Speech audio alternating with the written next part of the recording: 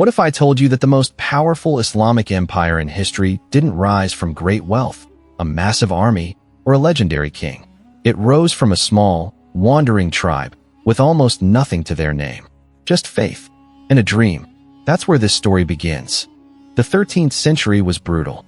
The Mongols were tearing through the Muslim world like a storm. Cities burned. Entire civilizations were wiped out.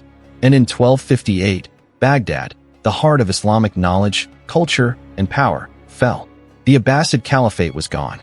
In the west, the Crusades were still raging. Muslim lands were being attacked from every direction.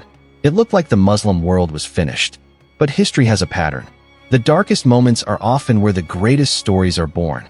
In the hills of Anatolia, a small Turkish tribe called the Kayi were fighting just to survive. They were nomads. Tough, resilient, not powerful by any measure. But their leader, Ertugrul Ghazi, was no ordinary man. He wasn't just a warrior. He was a protector. He stood with the weak and against the unjust.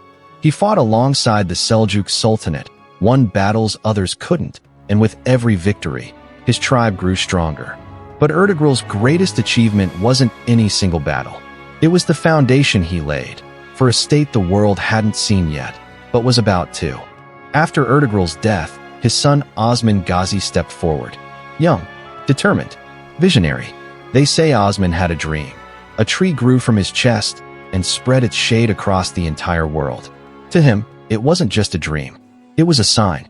In 1299, Osman Ghazi declared an independent state. It started small. A few forts, limited resources, a tiny army. But Osman had something no large empire could buy: a clear purpose and complete trust in God. He began pushing against the Byzantine Empire, fort by fort, village by village.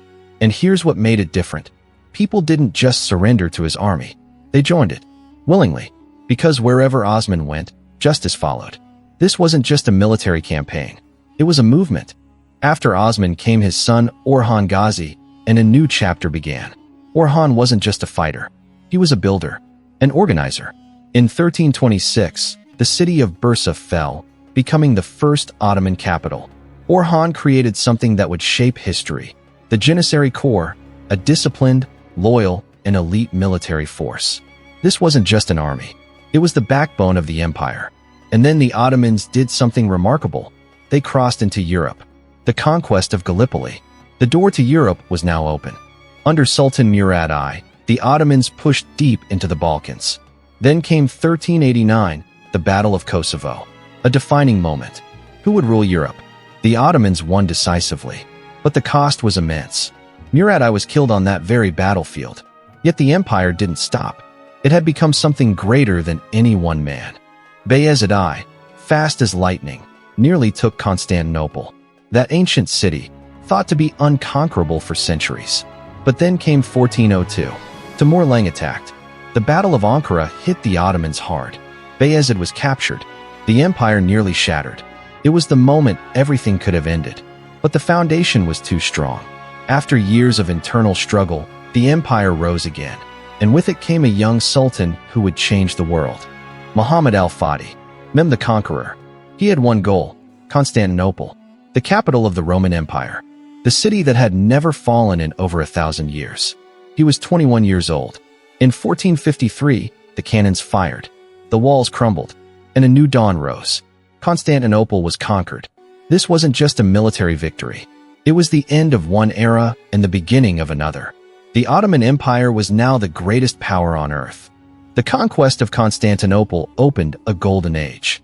Mehmed the Conqueror rebuilt the city, now called Istanbul, into a center of knowledge, culture, and power. Mosques, schools, markets, all flourished. People of different faiths and backgrounds lived together under one system. But the peak came under Sultan Suleiman the Magnificent. Under his rule, the Ottoman Empire stretched across 3 continents: Asia, Europe, and Africa. The Mediterranean was practically an Ottoman lake. The navy was the most powerful in the world. And it wasn't just war. Arts, architecture, poetry, calligraphy, law, everything reached new heights. The Suleimani Mosque stands to this day as a symbol of that era. This was an empire built not just on swords, but on justice and knowledge. But history teaches us something hard. The seeds of decline are often planted at the peak of power.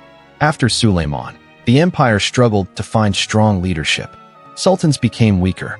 The royal court, once a place of wise counsel, became a nest of conspiracies. Harem politics began influencing state decisions. Brothers killed brothers for the throne.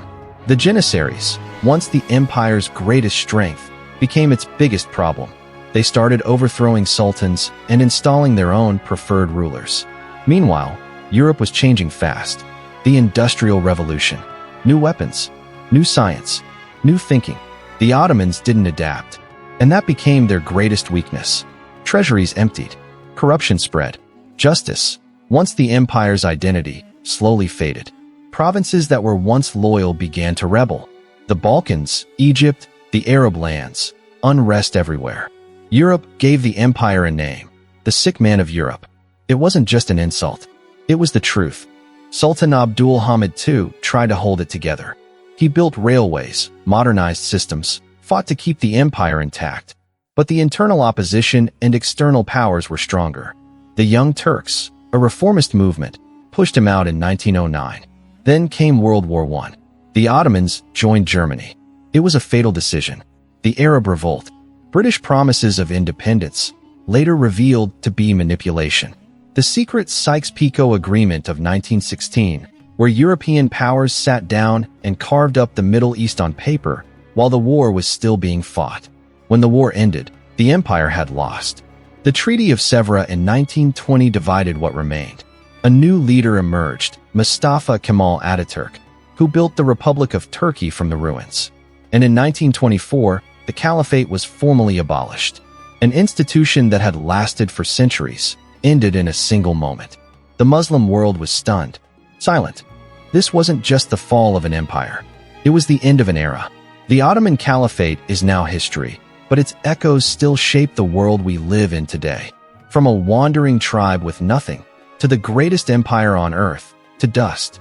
From rise to fall, from power to memory. That is the story of the Ottoman Empire.